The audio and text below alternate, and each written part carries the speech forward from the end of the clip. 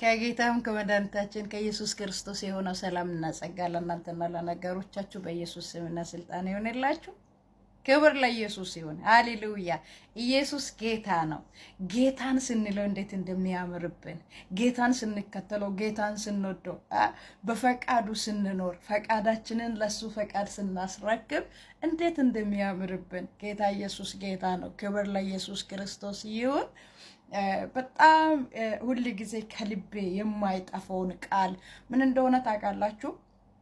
መልካም በሚሉት በመቅደስ ደጅ ላይ መልካም ያልሆነው ስም ያለው አንድ ሰው እንዳለ መጽሐፍ ቅዱስ ይናገረናል። እሱም አንካሳ፣ ግን ከሚወጣውና ከሚገባው መጽዋዕትን ይለምን ዘንድ ሰዎች ተሸክሞ አምጥቶ በመቅደሱ ደጃፍ ላይ የሚያስቀምጡት ከነገ ዛሬ ከዛሬ ነገ የተሻለውን አገኛለሁ ብሎ ሰዎችን የሚመኝ የሰዎችን እጅ የሰዎችን ፊት የሚጠና አንድ ሰው እንዳለ መጽሐፍ ቅዱሳችን ይናገራል።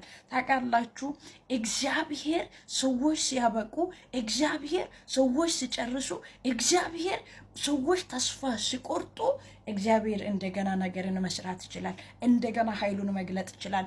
እኛ እኮ ሳይገባን አይደለም ኢየሱስ የምንለው። እኛ እኮ ሳይበራልን አይደለም ኢየሱስ የምንለው። እውነቱ በርቶልን ነው። አዳኝነቱ፣ አምላክነቱ፣ ጌትነቱ፣ ልዑላዊነቱ፣ አልፋ ኦሜጋ፣ ፊተኛና ዋለኛ በእኔ በአረጋሽ ዘመን ላይ ልመለክ ያለው እሱ ብቻ እንደሆነ አይደለም እኔ አጥንቶች የተረተው ነው። ጌታ ኢየሱስ ጌታ ነው። እንዲህ ይላል የሐዋርያ ሥራ ላይ ምዕራፍ 3 ላይ ከቁጥር 1 ባለው ስፍራ በልጁ ደም ተሸፍኜ አነቧለሁ። እንዲህ ይላል፣ ጴጥሮስና ዮሐንስ በጸሎት ጊዜ በ9 ሰዓት ወደ መቅደሱ ይወጡ ነበረ።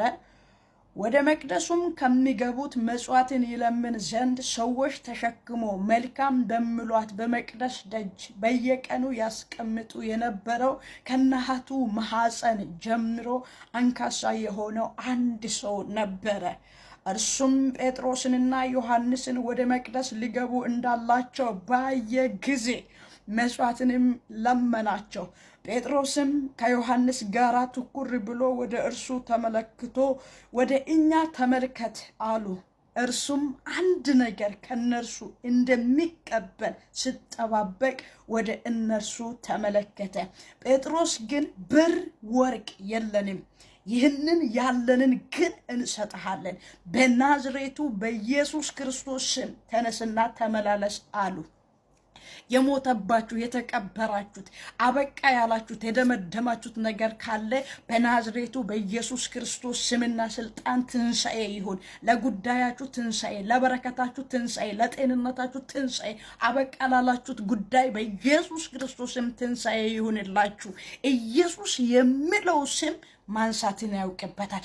ኢየሱስ የምንለው ስም ማቆምን ያውቅበታል። ኢየሱስ የምንለው ስም አጥንትን፣ ቁርበትን፣ ቁርጭምጭሚትን፣ እስትንፋስን፣ ጅማትን መስጣትን ያውቅበታል። ስለዚህ ነገሮቻችሁ በኢየሱስም ትንሣኤ ያገኛችሁ፣ ነገሮቻችሁ በኢየሱስም ትንሣኤ ያገኛችሁ።